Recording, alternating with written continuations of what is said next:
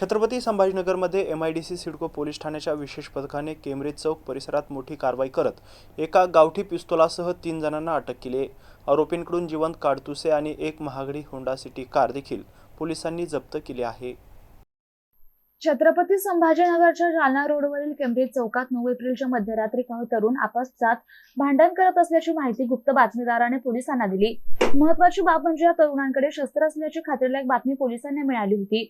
वरिष्ठ पोलीस निरीक्षक सोमनाथ जाधव यांच्या मार्गदर्शनाखाली सहाय्यक पोलीस निरीक्षक भरत पाचोळे आणि विशेष पथकाच्या जवानांनी तातडीने केम्ब्रिज चौकात सापळा रचला। पोलिसांनी संशयास्पद होंडा सिटी कारची झडती घेतली असता शुभम संजय सोमासे यांच्याकडे गावठी पिस्तल आणि 3 जिवंत काडतुसे आढळून आली। पोलिसांनी या कारवाईत निवासा येथील शुभम सोमासे, अशोक आढरे आणि अजय मगर या तिघांना ताब्यात घेतले। यातील शुभम आणि अजय हे दोघे रेकॉर्डवरील सराईत गुन्हेगार असून त्यांच्यावर यापूर्वीही गुन्हे दाखल आहेत। या कारवाईत पोलिसांनी 5,76,500 रुपयांचा मुद्देमाल जप्त केलाय। यामध्ये पिस्टल, काडतुसे, 5 मोबाईल फोन आणि गुन्ह्यात वापरलेली होंडा सिटी कार यांचा समावेश आहे।